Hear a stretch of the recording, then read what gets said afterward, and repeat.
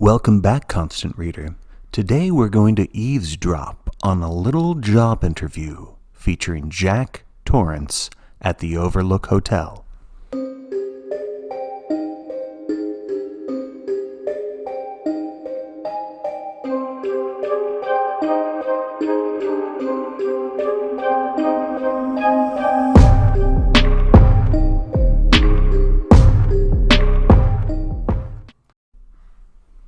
I'll be perfectly frank with you, Mr. Torrance. Albert Shockley is a powerful man with a large interest in the Overlook, which showed a profit this season for the first time in its history.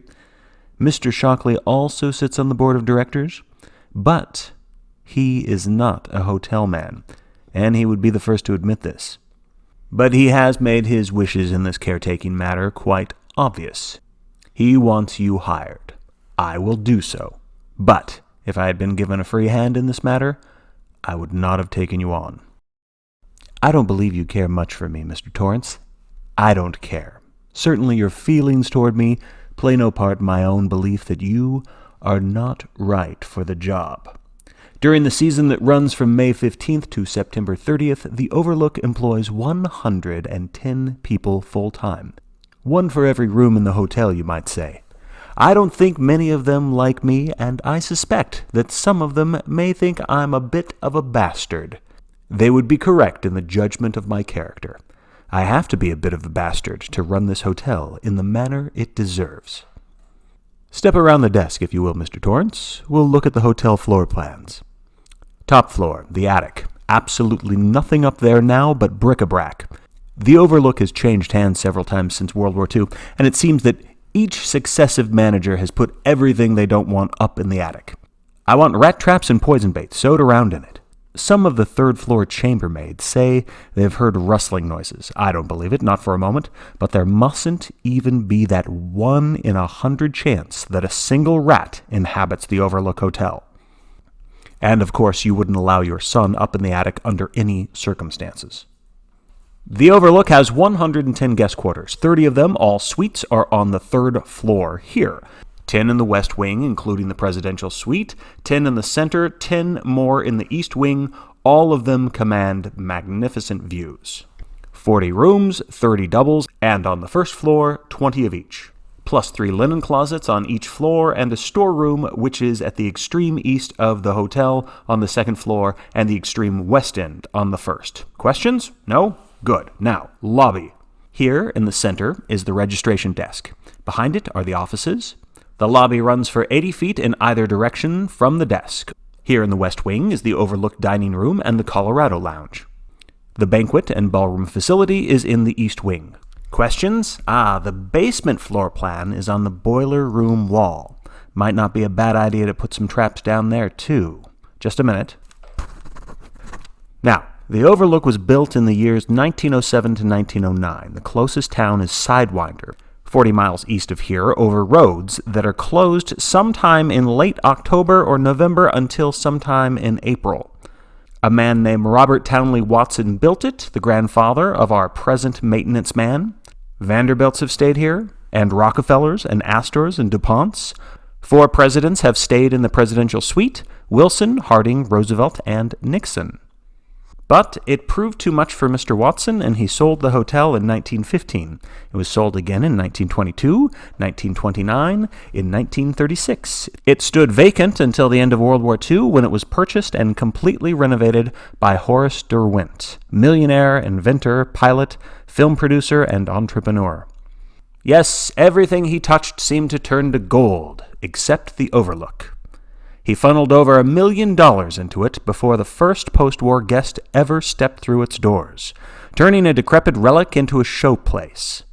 It was Derwent who added the Roque Court I saw you admiring when you arrived. Yes, Roque, a British forebear of our croquet, Mr. Torrance. Croquet is bastardized Roque. According to legend, Derwent learned the game from his social secretary and fell completely in love with it. Ours may be the finest Roque Court in America. When he had lost $3 million, Derwent sold it to a group of California investors. Their experience with the Overlook was equally bad, just not hotel people. In 1970, Mr. Shockley and a group of his associates bought the hotel and turned its management over to me. We have also run in the red for several years, but I'm happy to say that the trust of the present owners in me has never wavered. Last year we broke even, and this year the Overlook's account were written in black ink for the first time in almost 7 decades. One reason that the Overlook Hotel has lost so much money lies in the depreciation that occurs each winter. It shortens the profit margin a great deal more than you might believe, Mr. Torrance. The winters are fantastically cruel. In order to cope with the problem, I've installed a full-time winter caretaker to run the boiler and to heat different parts of the hotel on a daily rotating basis, to repair the breakage as it recurs and to do repairs so the elements can't get a foothold, to be constantly alert to any and every contingency. During our first winter, I hired a family instead of a single man. There was a tragedy, a horrible tragedy. I made a mistake. I admit it freely. The man was a drunk. Now, Mr. Shockley told me that you no longer drink. He also told me about your last job, your last position of trust, shall we say. You were teaching English in a Vermont prep school. You lost your temper. I don't believe I need to be any more specific than that. But I do happen to believe that Grady's case has a bearing, and that is why I have brought the matter of your, previous history into the conversation.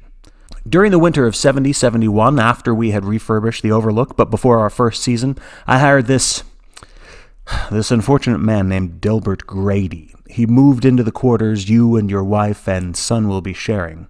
He had a wife and 2 daughters. I had reservations, the main ones being the harshness of the winter season and the fact that the Gradys would be cut off from the outside world for 5 to 6 months. The hotel, by the way, does have a 2-way radio that Mr. Watson will show you, along with a list of the current frequencies to broadcast if you need help. The telephone lines between here and Sidewinder are above ground, and they go down almost every winter at some point and are apt to stay down for 3 weeks to a month and a half.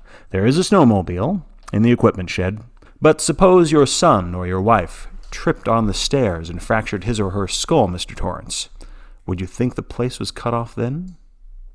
A snowmobile running at top speed could get you down to Sidewinder in an hour and a half, maybe. A helicopter from Parks Rescue Service could get up here in 3 hours.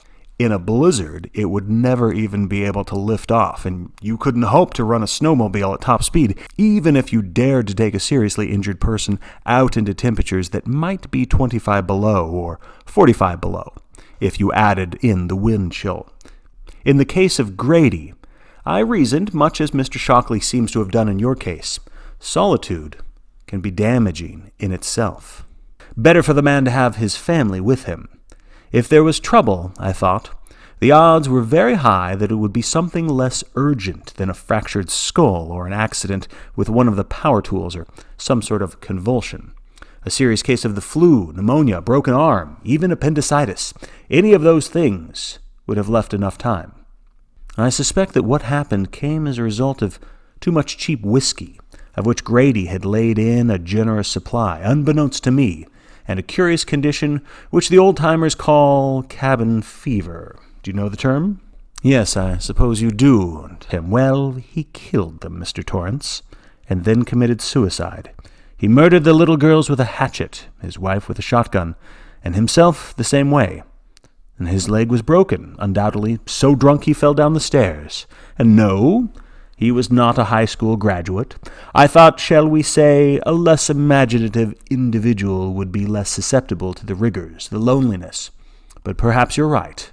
Perhaps a stupid man is more prone to cabin fever. But as long as the 3 of you are up here, the potential for problems is multiplied. I've told Mr. Shockley this, and he told me he would take the responsibility. Now I've told you, and apparently you are also willing to take the responsibility. All right, I accept that, since I have little choice. But I would rather have an unattached college boy taking a year off. Well, perhaps you'll do. Now I'll turn you over to Mr. Watson, who will take you through the basement and around the grounds, unless you have no further questions? No? Well, then I hope there are no hard feelings, Mr. Torrance. There's nothing personal in the things I've said to you. I only want what's best for the Overlook. It is a great hotel. I want it to stay that way.